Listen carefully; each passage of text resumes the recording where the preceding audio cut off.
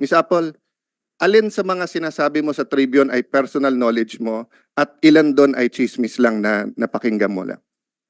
Mga resource person, wala kayong karapatan na magtaas ng boses dito. Okay? Ang pwede na magtaas ng boses siguro yung nagtatanong sa inyo, pero kayo hindi pwede. Sir Chairman, may I ask some questions? Go ahead po. Yeah. So, Mr. Chairman, may I frame muna yung aking concerns. But first and foremost, may I congratulate you to continue to stand up for our OFWs.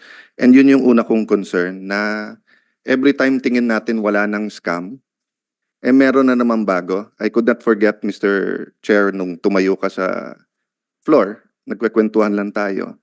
And may mga governor, I think may senator pa, mayors na nagsascam tungkol sa piyesta. At sinabi mo nga, ako never ako magpapaskam sa mga yan. And it happened na yung nagsascam kasi, mga pangalan at phone number. And in fact, Mr. Chair, sa akin, may naghingi ng pera, gumamit ng mga pangalan ng ambassador. Tapos yung number na nag-text sa akin, number sa New Zealand at Australia na nagsasabing sila yung ambassador na kilala ko. Buti na lang chinek ko, nasa Pilipinas na. So ang point ko lang, yes, the scams are out there. And nakakalungkot na talagang ang tina-target yung OFWs. Okay. But bakit masyado akong concerned sa nangyari dito at thankful sa chairman and of course kay Senator Risa for taking it up. First, because ang target is our national treasures, the OFW. Hirap na sila, tapos ganito pa nangyayari. And just for a background, Mr. Chair, marami kasing bansa and Yusek De Vega or DFA can or Yusek Olalia can correct me. Marami kasing bansa, pag nawalan ng trabaho yung OFW, they have to go home. Dito na sila kailangan mag-apply. So nung wala pang Department of Migrant Workers, the DFA was working hard with the host countries na pwede bang may palugid kayong time pag nandyan yung mga OFW para hindi na nila kailangang umuwi. Makahanap sila ng trabaho. Ang problema, dun ngayon pumasok yung scam. So may mga bansa na maluwag sila sa Pilipino na hindi pinapauwi right away, may mga nag-iimbento that they can, for money, get them jobs. Okay. Second, I'm very much concerned how both the Department of Foreign Affairs and Migrant Workers has handled this. You're putting all the onus on Conjen Cato when as early as August, alam nyo na lahat na meron to. And my questions will prove my point. Last 2 points, Mr. Chair. I'm also concerned whether this was a demolition job by some people in Tribune or whether this was a legitimate press freedom issue of bringing out this issue. If it was a demolition job, I will ask you questions, Ms. Fernandez, don't worry. If it was a demolition job, a PR job, bakit kayo sa DFA at migrant workers, di kayo nagsasalita para sa empleyado nyo? Oh, ngayon, kung hindi naman to demolition job, bakit nyo hindi dinidisiplina ang inyong sariling worker? Diba? Dalawa lang naman yun eh. So what's my main point? Tiwala sa gobyerno. Nawawalan yung OFW ng tiwala sa gobyerno dahil sa nangyayaring ganito eh. Dapat August solved na to eh. Kung nagpanik kayo sa DMW at DFA na may ganitong scam at tumulong kayo, tapos na to. Kung may ginawang masama si Conjen Cato, dapat tinanggal nyo na.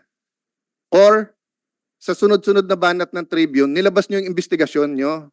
May investigasyon naman kayo eh. Yes or no, Yusek De Vega? You have an investigation, di ba? Yes or no lang? Yes or Your no? Honor, Go ahead. I was there for the, actually it wasn't an investigation, more than a fact-finding. Oh yes. I So you had the wasn't fact finding, yes or no? Yes, Oh, sir. and was Yusek was Elmer Cato cleared? Yes or no? Sir, I was not there to accuse him of anything. No, I I'm not didn't talking accuse about him you. I'm talking about the FA. I have limited time, Yusek. So I just want a straight answer. Was he cleared or is he guilty? There is no evidence that he made money out of this thing or Okay. anything. It seems that, well. Did he drop efforts the were- ball in the investigation? Or was he on it? Ganito po nangyari po, if I may. No. Straight lang naman to eh. Nga- Kung baga sa ruling, you can submit it later. Gusto ko lang yung dulo ng ruling. So There's no evidence that he got any money. Oh, yung mga sinabi niya dito kay Senator Tulfo, na as early as August, humingi ng abogado, etc. Totoo yun? Hindi. Yes. but- Okay, so let me stop there. Pero wala kayong, sumagot ba kayo sa Tribune? Kinall out niyo ba yung Tribune na sinisira nila ang DFA? Hindi lang naman si Elmer ang ano eh. When I was secretary, inuutusan ko si Elmer. Elmer, pag may bumanat sa ambassador ko or sa congen ko, sagutin nyo kung tama sila. Kasi don't let it fester. Di ba? Nabubuo yung public opinion ng tao eh. Oh, so let me now go to my question. When I was secretary, we increased the legal assistant fund from 100 to 250 million pesos. And we totally changed the guidelines. Dati, kailangan may kaso na yung OFW bago mo pwede bigyan ng abogado. Under the new guidelines, when I was secretary, so old na yon dahil 2018 pa yon, nangungonsulta pa lang pwede na, di ba? And during that time, the ambassador was authorized to go ahead and get it. It was a simple text message to Yusek Sara, tapos go na. So let me ask, bakit August 30 ang request? Bakit inapprove nyo ng ano? Bakit November pa nagka-abogado? And this is, let me, preliminary question to that. Trabaho ba ng DMW ngayon yan o trabaho ng DFA? Yung magbigay ng abogado. Kaninong trabaho yon? Answer, Mr. Yusek De Vega. Yes, sir. Technically, dahil OFW sila, dapat sa DMW. Okay, But DMW, bakit hindi nyo binigyan ng abogado? Ni-requestan kayo ang aga-aga pa, August 30. Your Honor, meron po. Meron po kaming hinire na abogado sa Italy at meron na po silang abogado. What date, sir? The very first time we came to know of the incident, a fact-finding team was sent there and the fact-finding members hired a lawyer immediately. Your When, sir? When? Tapos pinagbibintang ka na, ba't ang tagal ng abogado? Ang tagal ng report eh.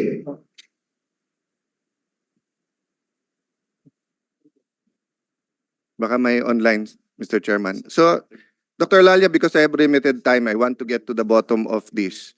The Chairman and Sen. Risa are just being gracious to me. Give me the dates. Kailan nyo nalaman na may scam at kailan kayo nakahire ng abogado? Your Honor, the team went there in second week of October. Oh, And then- August pa lang sinabi na eh. Di ba may tao naman kayo doon? Yes, Your Honor. Conjen Cato, ilan ang Pilipino sa Milan? About more than 100,000, Ilan ang Pilipino sa Italy? about 167,000. So, isa sa pinakamalaki sa Europe? Opo. Okay, Yusek Olalia, magkaibigan tayo ha, but let me be forefront dito sa hearing na to ha. Meron ba kayong senior official dun sa Italy? May labor attaché kayo nung August last year? Yes, Your Honor. Meron po. Wala. Oh, Mr. Chairman, So, please note, hindi alam ni Yusek na wala silang senior official doon. Kaya nagkaganito. Kasi trabaho nyo yan eh. At isa sa pinakamalaki ang Pilipino sa Italy. Hindi alam ng ating mga kababayan, hindi trabaho ng congen yung issue na to. So, Miss Apple, trabaho to ng DMW. Ang problema, pag nagmamarites, kailangan mag-research. Di ba? Chat group. So let me stop at you first and go to Miss Apple. Miss Apple, alin sa mga sinasabi mo sa Tribune ay personal knowledge mo at ilan doon ay chismis lang na napakinggan mo lang? Yung tungkol lang po kay Crisel Respicio. Ang ano yon? Yan lang ang... Yun lang po yung sinabi ko sa Daily Tribune. Yung iba naman po sumbong na po ng Kaya nga, so chismis. sumbong po. Ano kaibahan ng sumbong at saka chismis? Sumbong nangyari po talaga sa kanila. So paano alam mo na tunay na nangyari? Hindi lang po isa ang nagsabi. So 400 ang nabiktima dito lang na to. Ilan ang estimate na nabiktima sa buong Milan ng mga patronato? Sabihin mong 1,200. Kaya ba ng congen harapin ang 1,200 na tao? Oh, so bakit kayo nagko-complain na hindi naharap personally? So hindi na, 'Di ba? Your Honor, hindi Ang naman- mga senador ba hinaharap ba namin kayo lahat personally? Gusto namin. But there are 110 million Filipinos. Your So yun Honor, nga ang sinasabi kapag ka-chismis kasi. 'Di ba? So kung grupo-grupo yon, haharapin ng Congen yung leader ng mga grupo. Iba yung hindi inaasikaso, iba yung hindi hiniharap. Yung Secretary ba ng Justice, hinaharap ba niya lahat ng complainant? Oh, di ba? So ano yung totoong sinabi niyo sa Tribune at ano hindi? So sinabi niyo ba sa Tribune na kumikita si So may I ask Mr. Hernandez, sino Mr. Chair, sinasabi niyo na The condolence of Senator Alan. Mr. Chair, Fine, Senator Rizzo. if I just may, gusto kong mas pahalagahan yung sinasabi ni Miss Apple sa atin mula nung nakaraang hearing na maaring hindi lahat ay personal knowledge na sinabi naman niya, marami or may mga sinabi sila na reklamo sa kanila at nirelay lamang nila. Pero ito po ay yung marami din ay masasabi nating personal knowledge niya, karanasan niya sa either sa sarili niya or sa mga kababayan sa Milan na nagkwento sa kanya. So Yeah, ito po ay Mr. may Chair, higit magkaiba na po yung halaga. personal knowledge at yung kwento. Okay Hindi po po, personal pero- knowledge yun. All right. So I'm we're not lawyers here, so we have to make that I diba? am not a lawyer, Mr. Chair, Yeah, pero ang but sinasabi this is a ko legal po, matter, so we have to be hindi clear lamang po about ito it. legal matter, pati po para sa akin bilang author sa isa sa mga resolusyon na gusto kong pahalagahan yung sinasabi ni na Miss Apple. Yes, but mula nung Senator time- Risa, if Senator I Alan, go if I here may and just complete. say na Sir. kwento ng mga tao tungkol kay Risa, magre-react ka eh. Mr. Career Chair, to ng mga taga-DFA, hindi Mr. pwedeng Chair, chismis or no, hearsay ang gagawin yun- natin dito. Doon ako No, I'll go there if you No, allow Mr. me Chair. after Mr. Hernandez. Y- Babalikan may- ko sila. no, Na-interrupt may I kasi yung trend ng pagtatanong ko sa kanila. Madam Chair. I am Hindi sorry ko kayo about in-interrupt that. eh. But 1 may I minute just suspension? complete- may I, Mr. 1 minute Chair, suspension muna. may I just complete para kay Miss Apple? May I just complete?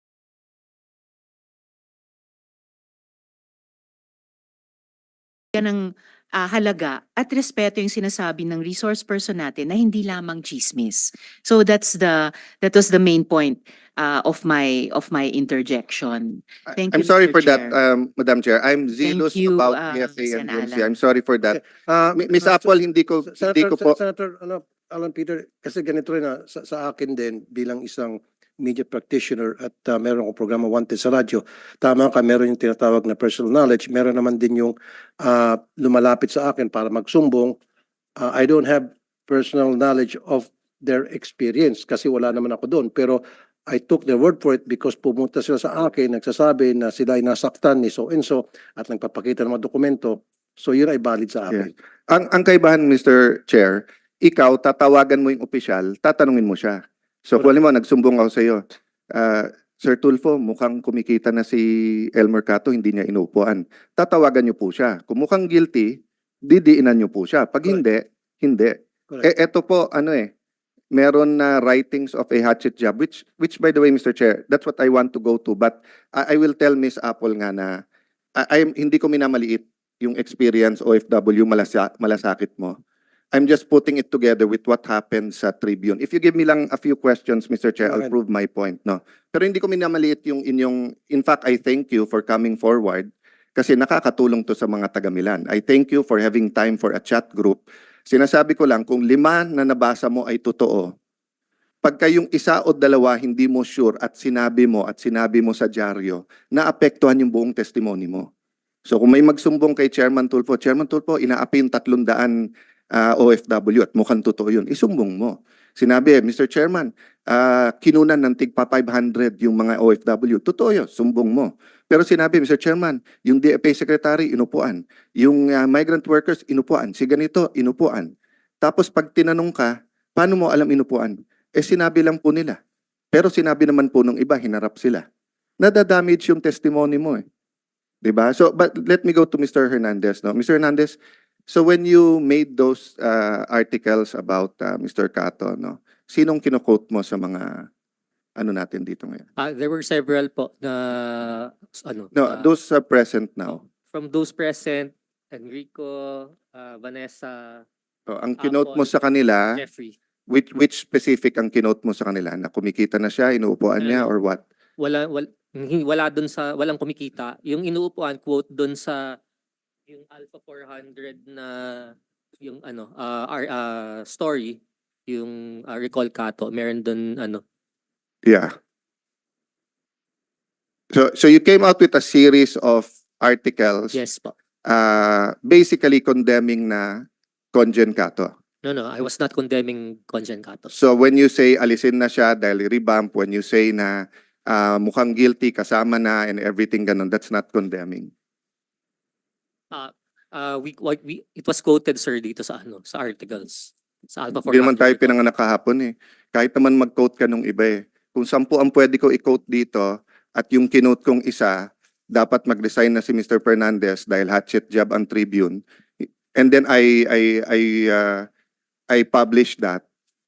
'Di ba? I cannot now say that hindi tira 'yon, hindi ano 'yon. 'Di ba? Yung it's how you latag the news, paano nyo i-angle yung news.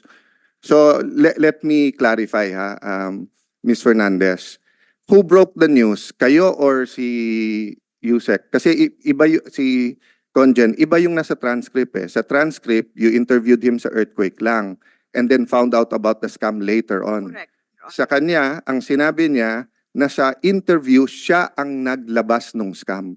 In-interview namin siya noong September 7 para pag-usapan yung tungkol sa earthquake. If you will allow it, Your Honor, meron kami dalang video dito para maipakita sana yung interview ni Conjen Cato where he also broke there. Tinanong kasi yung tungkol, may sinabi siyang 400. Ang No, that's all I have to know. Yeah. So, siya ang nag-break, hindi kayo. precisely kaya finalo up namin, Your Honor. Yeah, but Yes. hindi yun yung una yung testimony eh. Yung una yung testimony, yung una mong interview sa kanya tungkol lang sa earthquake. No. Let me finish please. Go ahead. Nung nilabas nyo na yung tungkol sa scam sa Milan, hindi nyo na siya mahuli. That's Hindi, correct. but that's not what happened. What Ah. happened was, in your first interview, siya ang naglabas na Tina- meron and then off the air, sinabi niya sa iyo, ma'am, pasensya na ha, hindi ko mabibigay yung details kasi under investigation to. Hindi ba yun ang nangyari talaga? Your Honor, if you will allow me, we have these subpoena, No, the documents. I don't need that eh because you already admitted eh. Ang tanong ko lang naman is in your first interview, did he already bring up the scam or not? You already said he brought it up. He did, but I did not interview him. It's Alan and Mr. John Yes. Dodson. Yes. So he was the one who broke He it. brought it, yes. He Yes. brought it out. That's why they came out. Okay. Kaya sila lumabas. Dahil nakita nila si Conjen Cato na nandun sa usapang OFW, so nakipag-contact sa amin yung mga nabiktima, and that's how we started it. And then we tried to call Conjen Cato para sagutin nga ito at i-endorse yung mga complaint, ayaw niya magsalita. So that's the story, Your Okay, Honor. No, that's your story. That's No, the real that's- story, Your No, Honor. that's one side of the story. No, That's Your your Honor, story. that's the real story. You know, kahit magpalakasan tayo ng boses dito, it will be Your Honor. I warn you, you don't have the right to raise your voice in this hearing.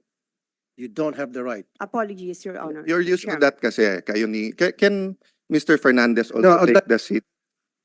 Mga resource person, wala kayong karapatan na magtaas ng boses dito. Okay? Ang pwede na magtaas ng boses siguro yung nagtatanong sa inyo, pero kayo hindi pwede. Okay? Mr. Chairman, I will also moderate my voice so that I will be respectful. That's why I premise my question, my concern.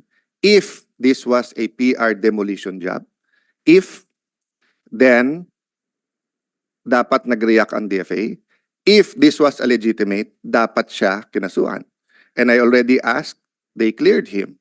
So may I ask that Mr. Willie Fernandez, who was also invited, also take the seat. And if he has already taken the oath, Mr. Chair, may questions din lang ako. Ay, ma'am, pwedeng sabay na lang po. Sige, Comsec, nag-oath na ba? Si Mr. Tapos na, Senator Yeah. Alan. So let's clear the facts, ha? So, in-interview nyo si Mr. Cato at kaibigan nyo siya, correct? That's true, Oo. Your Honor. Mr. Fernandez, would you like to Happy Valentine's? Valentine, Your Honor. Yeah. So kaibigan nyo rin po si Mr. Elmer Cato? Yes, sir. Okay. So nung in-interview nyo, everything was well. Siya po ang nag-reveal na meron scam. Tama ho yan. Tama. Okay. Teka muna po. Hindi po ako nag-interview. Yes po. Tribune po. Yung program po ng Tribune. Okay.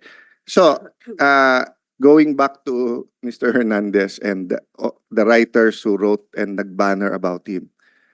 Sa isang tao na uupuan niya yung scam, before nyo in-interview, humingi na siya ng abogado. Nung interview nyo, siya nagsabi sa inyo na may scam eh.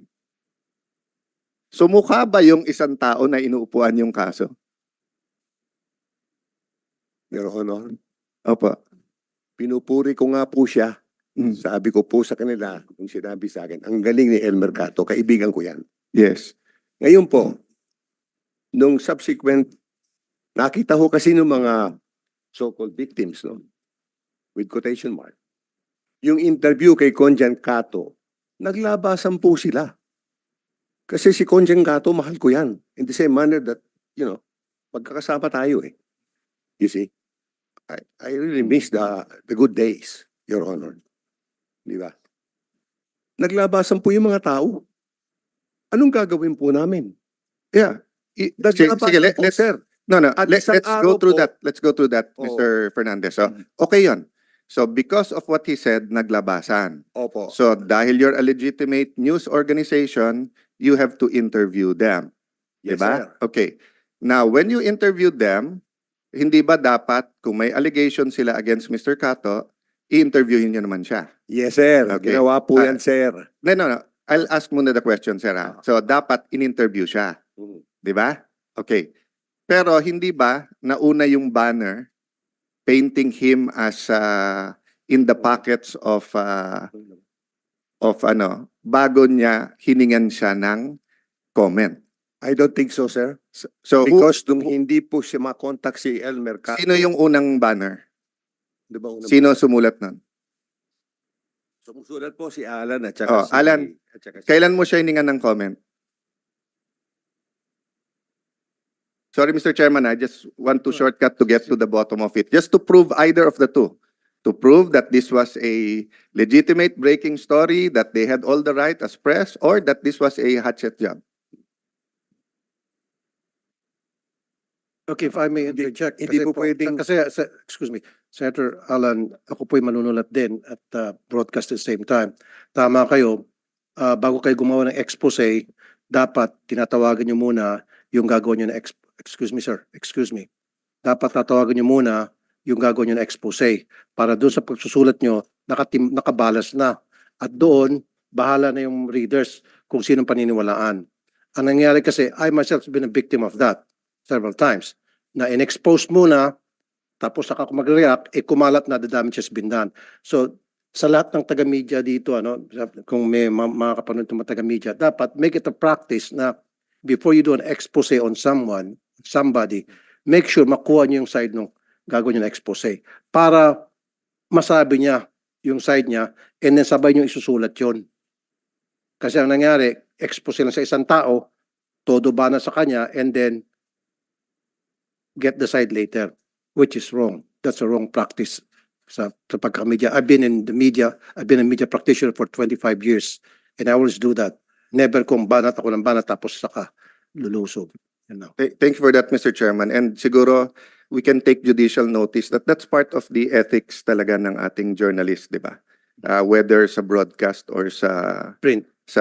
that yung pagbabalanse ng story, hindi pwedeng banat muna and then humingi ka after. Dapat sabay. Secondly, how you angle the story, of course, is up to you. Press freedom yan. But it could also be used, di ba, to send the wrong message kung PR ang gagawin natin. Di ba? But that's a second point. So, Mr. Alan Hernandez, let's clarify the facts before we go to your... Mr. Fernandez, tama ho ba kayo ang editor-in-chief? O presidente? Anong position niyo ho sa Tribune ngayon? Ako po ang publisher. Ikaw ang publisher. Sige, I'll go back to that later on. Mm. Mr. Hernandez, so when did you break that first story? Okay. President. I broke the story on Saturday, September 23. Okay, and that was more or less 3 weeks after Mr. Cato came out with the expose. Okay. But Yeah. No, answer my questions muna. Yes, sir. That was about 3 weeks after yung interview sa kanya. 2 weeks, 3 weeks. Kailan ang interview mo? September 7. September 7. And you were aware of the September 7 interview. Yes, sir, because Yeah. I was the one who interviewed him. Yeah, with and you John. told him you're going to write about it, but you never wrote about it for 2 weeks, di ba? No, yes or no lang. I mean, madali lang to eh. Mr. Willie, personal knowledge to ni Alan. So Yes. please don't coach him. Yes, I was never, So- So I after never, the interview, di ba, sinabihan mo si Mr. Mm. Cato na, sir, magandang storya to, susulat ko to. Hindi ba? yes, Your Honor. Oh, but you didn't write about it for 2 weeks. Yes, Your Honor. Oh. So, but you didn't think it was a legitimate story that hundreds of Filipinos were already being scammed? Yes, I knew it was a Yeah, legitimate so but you story. didn't write about it for 2 weeks. You waited na may lumabas na complainants, then you angled the story again. No, Your Honor, we did not wait. Oh, so what did you do for 2 weeks? We continued with our, we continued with our. Yeah, you never wrote about it. I did not. I Yeah, was not for 2 able to weeks write you did not. Di ba? Oh, kasi sabi niyo public service to, Tribune is a ganito, ganyan, but you never wrote about it for 2 weeks. So Because when so when you finally let's so when you finally wrote about it, the story was not the scam. The scam was, what's the first one you wrote? You're holding it up. So go ahead, hold it up. Para lumaki yung circulation niyo. Ano yan? Over 400 Filipinos scammed in Italy. Tapos what did it say about Conjen Cato?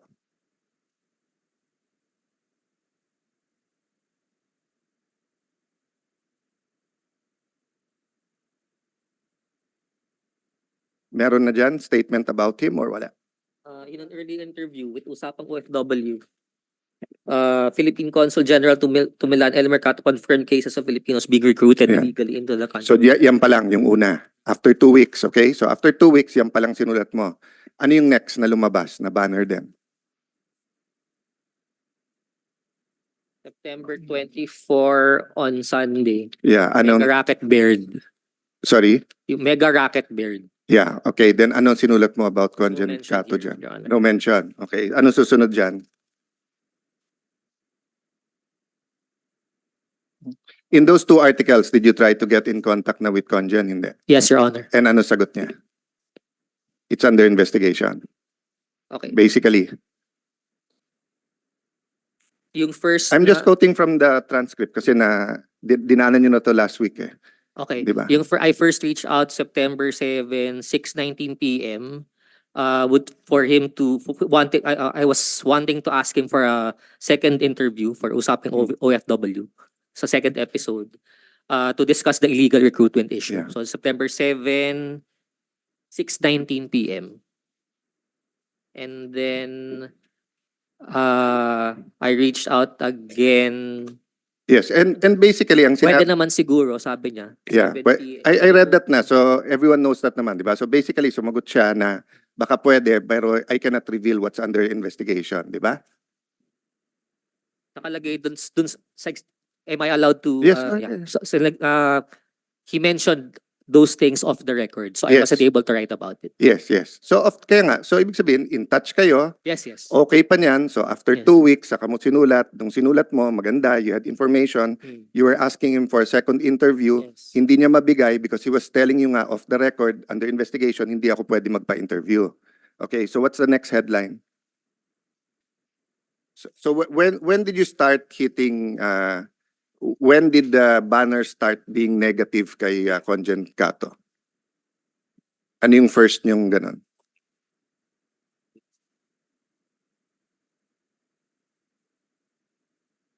Take note, walang masama. Ha? If he did something bad, you should expose it.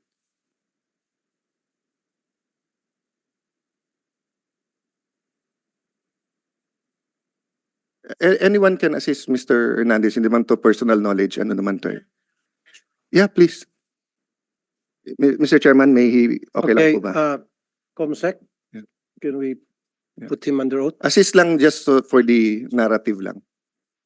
Okay, sir. Sorry. Mr. What should state your name?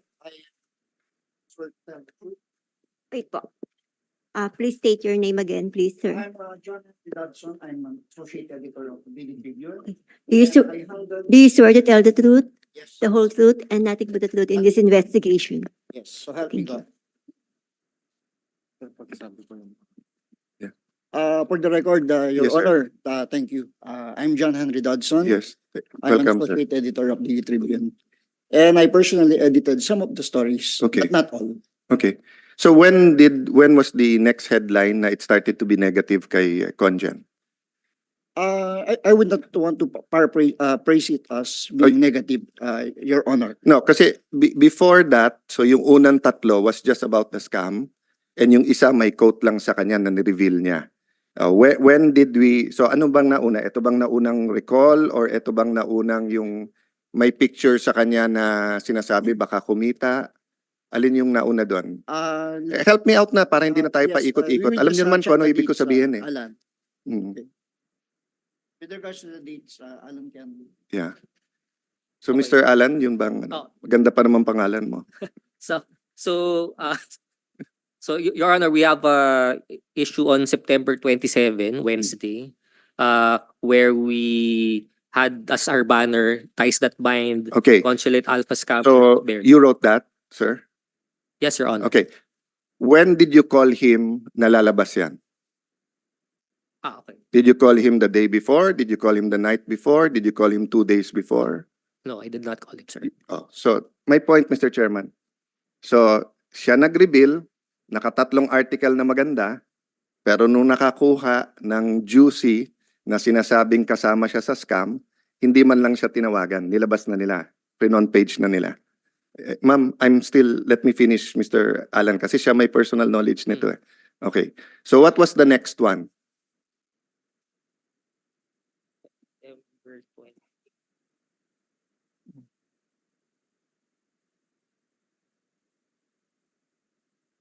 Okay, so we ran another story September 28, Thursday, with this banner headline.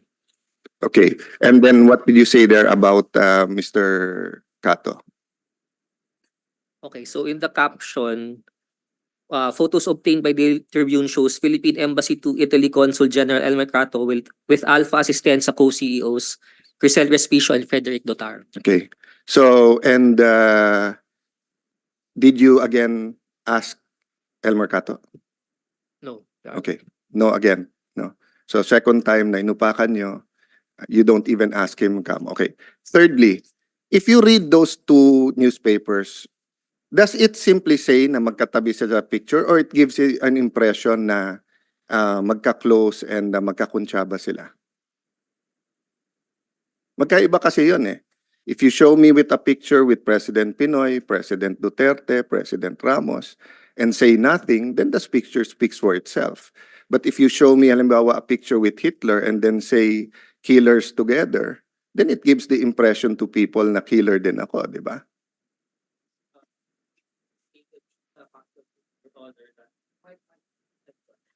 So we merely stated in the caption, Your Honor, that there was a photo obtained by the Daily Tribune that shows Consul General El Mercato with the Alpha Assistant So, co-CEO. again, hindi tayo pinanganak kahapon.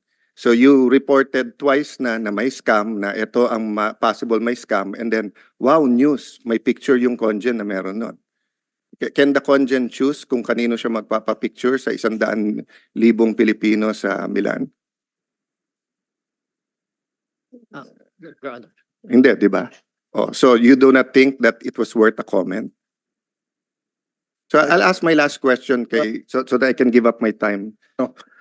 For me, wala akong nakikita masama kung ipopost nila yung picture ni Yeah, I agree, Cato Mr. Chair. with the owners of Alpha, was it Alpha? Yes. Assistenza, as long as tama yung caption. Yes, as long as tama yung caption, Mr. Chair. Pero pag pinapalabas na magkakuntsaba, and then hindi man lang siya hiningan ng comment, that's what I'm trying I to didn't go. see that article. Anong nakalagay po doon sa article na yun with the photos of Mr. Cato and the owners of The owners first of one, Alpha the first one. Assistenza? What did the Ties caption say? that bind. Okay, so the context of this article, Your Honor, was that Alpha Assistenza sponsored the Independence Day celebration in Milan, and we also got from one of our sources a photo that Crisel was supposedly showing to what would be victims. That in the caption of the photo, nakalagay doon, nandito tatay ko. This was the particular picture was the one in sa car with Yung sa car photo. Okay, Mr. Cato, totoo ba na inisponsor po ng Alpha Assistenza yung affair ng The, opisina nyo? Mr. Chair, the celebration of Independence Day the celebration. celebration of the 125th anniversary of Philippine independence was sponsored by a number of companies. Alpha Asistencia was just one. And So tama yon. it was the Kalayaan Organizing Committee of the Filipino community No, that tanda was po, sir. responsible. Okay, so tama yon Opo. na isa sa mga sponsor. Isa lang po, ng Alpha hindi po siya Assistenza. yung main sponsor, isa lang po siya sa maraming sponsors. Mr. Chairman, I was actually going to go to that. Go ahead. Thank you. Senator. So, Mr. Alan Hernandez, nung sinabing siya nag-sponsor nandun sa picture, di ba? Tinanong mo ba kung sino pa yung ibang sponsors? At tinanong mo ba kung sino ang nag-a-approve ng sponsors? No, Your Honor. As to today, do you know who approves the sponsors? No, Your Honor. It's the NGO in Italy, it's not the Congen who approves the sponsors. Di ba? So, is that a practice ng journalist na hindi magtanong? You will just assume? We were constantly reaching out to Oh, So, Conjen Cato. no, you just admitted to me that before that you didn't reach out eh. Bumalik ka na, you reached Yeah. out after na. So- Ma'am, please don't coach him. You're pointing to the Honor, paper, then Your kukunin niya Honor, yung paper eh. We can review the video eh. Pabayaan niyo siya magsalita. No, magaling ang mga Alan. Kaya nilang magsalita ng So, sarili nila. So I submitted to the Senate our exchange dun sa messenger. Yeah, but you've been telling me nga eh, na until those two articles na sinimulan mo na i-paint siya na nasa bulsa nung scammer, hindi mo siya tinatanong. And hindi lang naman siya source mo, di ba? Pwede kang tumawag sa DFA, pwede kang tumawag sa mga NGO sa Milan, pwede kang mag-check, di ba? Tinanong kita eh, hindi ka nag-check. So, ibig sabihin, pag hindi ka nag-check, may gusto ka ng storya. Di ba? Oh, yes or no? Gusto mo na yung storya na yun eh. No, No, Wow. then why didn't you ask yeah, questions when- first? Well, of course, before I write the story and then I confirm it by editors before we publish it. Your editor is another question. So kung palpak sila na hindi nila tinanong ikaw, kasi kung ako editor mo, yun ang una kong tatanungin sa'yo, I'll go to you, sir. I'll go to you later. But he just admitted in front of you na hindi siya nagtatanong, hindi siya humingi, tapos tuloy-tuloy yung ganito. This is Department of Foreign Affairs, ha? Hindi si Elmer Cato pinag-uusapan natin dito. Ang pinag-uusapan natin dito, mukha ng Pilipinas sa ibang bansa. Okay, last two questions sa'yo, das I have a question for Mr. Fernandez again. Alan, sino ang top guy natin sa Italy? Oh, it's the ambassador. So, can you repeat your answer? You have no idea. Okay, I'm informing you now, it's the ambassador. The Congen is under the ambassador. Okay? So, did you think of calling the ambassador? No, don't No, I'm look sorry. at your editors, etc. Ikaw ang tinatanong ko eh. So when I was writing it, I was not able to reach out to the ambassador, Your Honor. Yeah. And kung merong scam, and meron ambassador sa bansa na yon, ang in charge dito hindi yung Congen. Kaya ako galit sa DFA. Ang hilig nyo maglaglag ng kasama nyo eh. Kahit nung nandun ako, ganun eh. Pagka negative yung report, pagka kabatch, pagtatakpan. Pagka hindi ka kabatch, ilalaglag na. Takot masyado sa media. Tayuan nyo naman pag tama yung mga tao nyo. Di ba? Can you imagine, may storya kang ganito kalaki, hindi man lang tinawagan yung ambassador.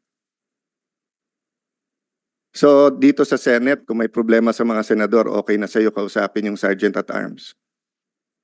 Oo.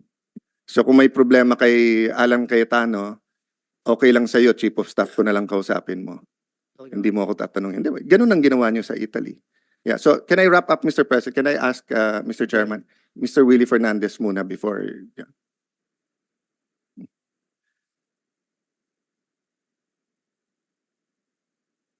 Sir, question lang ha, just to clear the air, and I don't like talking behind people's back. And yan.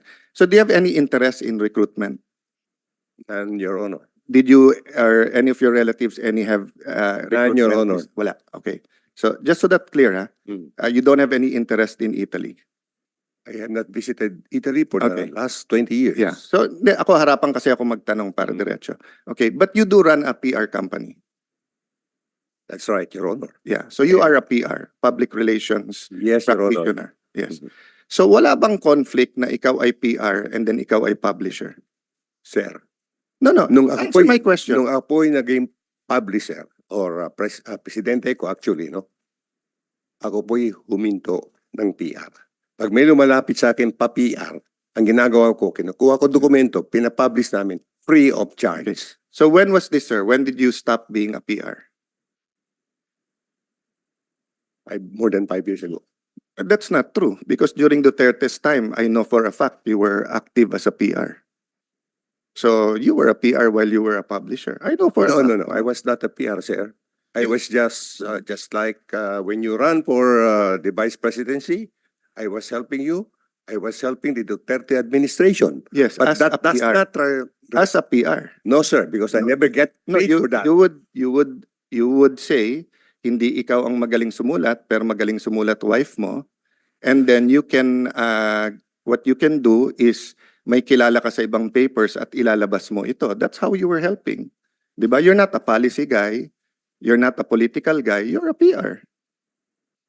Diba? No, ikaw nag-bring up, hindi I ako am- eh. Sabi mo, I- tinulungan mo ako nung I am, vice president ako. yes, Magkasama din tayo sa Villar campaign. Kaya tinanong kita, sabi mo kasi 5 years. Mm. So sabi ko kung 5 years, mukhang mali. Kasi wala pang 2 years si President Bongbong eh. 'Di ba? Eh. Nung speaker ako, nag-PR ka na eh. Marami kang kliyenteng PR eh. 'Di ba Sir. the former speaker was also your client? He was never my client. Tinutulungan mo lang. No, sir. I was just for kung ano tama. Okay. Kasi magkakaibigan tayo. Yes. Mas kaibigan ko kayo kaysa kay former speaker. Yes. Pero ako bilang tayo nananalangin ng sabay, gusto ko lang kung may pinirmahan gentleman's agreement, let us be gentlemen. That's all. Nothing personal. Very good. You At see? least ngayon may prinsipyo ka na. Dati naman eh. Oh, dati naman. Sige. So, No, no. let's go back to Dati the naman issue. your honor. Let's go to the issue. The issue Yes, sir. is hindi ka pwedeng publisher at PR din because may conflict 'yon. And you were telling me under oath na hindi ka PR. Pero I know for a fact nagpi-PR ka during that time. Ma'am, wag na kayo mag-coach. Alam ko naman kayo ang So- brains behind the No, no, outfit eh. Pero Sir. you don't have to, your husband can stand for himself. Kita mo, ang daming gustong sabihin eh. Di ba? No, Sir. the reason, Sir. so answer this question. Oh. When you called and berated Conjen Cato, pinagalitan mo siya, di ba? Sabi mo, hindi siya sumasagot. That's not berating. Is it- Because he, sir, your honor, let me Yeah. correct. I Okay, did not go ahead berate him. po. In fact, the records would show No, kayo na po magkwento, wag Yeah. na yung record. So, tinawagan niyo siya. umabot ng 17 o 19 minuto. 19 minutes. Yes, kasi magkakilala kayo. Magkakilala kami. Pero Tapos anong sabi tono ko- niyo sa kanya? Ang sabi ko sa Anong kanya, tono niyo sa kanya, sir? pare, sabi ko ganyan, bakit ka naman hindi sumasagot? Oh, ano sagot niya sa iyo? Sabi niya- Sumasagot siya. Hindi, wala akong natatanggap Natawag. na tawag. Oo. Sabi ko, pare, mayroong problema dito. Tapos meron kami mga bantering of some sort. Kaibigan ko siya. Nagkita nga kami ngayon. Sabi ko, oy pare, mahal pa rin kita. Magkakaibigan tayo because I always remember No, the but good things together. You have a weird way of loving people eh. Tinitira mo yung mga taong mahal mo eh. That's not No, no, that's true. That happened to Lauren Legarda. That happened to me. I That happened to beg- many of your friends. there. I beg to disagree. No, no, no, It no. was not I who Let's not go hindi there. ako tumira kay Let's Lauren not go Legarda. there. I was just reacting to you. You're under oath. Alam Yes, natin sir. yan. No. You're under oath, Mr. Chair. Wag natin ilihis yung issue. Ang issue dito kasi, was this a PR job? Was this a hatchet job nung Tribune na imbis na nakatulong na masolve natin tong scam na to, ay ang nangyari, kasi hindi naman si Elmer Cato issue dito eh. Yung issue dito, yung 100,000 dolyar at mas importante, yung 100,000 Pilipino. Di ba? Let me answer. So kung sunod, let me finish. So kung sunod-sunod yung articles natin at binanatan, I don't mind. Dapat binanatan nyo pa ang ano eh. Kung sino OIC ng DMW, binanatan nyo. Kung sino ang Foreign Affairs, binanatan nyo yung ambassador, binanatan nyo lahat. I don't care. Banatan nyo si Cato, okay. Pero nag-target kayo ng isa lang eh. And then halatang-halata sa banner nyo, ang nakalagay sa banner nyo, recall. So gusto nyong alisin. That's why I'm asking you, sir, let's stick to the issue. Are you a PR practitioner or are you a publisher? Are you both? No, sir, because No, what? yung Please lumabas clarify, po. sir. No, yung lumabas po. No, sir, that's Sa not my Daily question. Tribune. Please answer my question. My question is, are you a practicing PR? I am not because I'm Not. the president of a Yes. newspaper. Now, Maalay, now, sir, now. Yes, sir. But you said for the past 5 years, and I know for a fact you were practicing during Duterte's time as a PR. You were offering yourself as a PR. You were telling people, pwede ka maglabas ng mga storya. Sir, that's not true. Hindi po ako nag-o-offer ng serbisyo ko. Sila po ang lumalapit sa akin in all humility. Okay. Then thank you, Mr. Chair. Inamin din niya. Ang kaibahan lang, hindi niya inoffer, siya ang nilalapitan.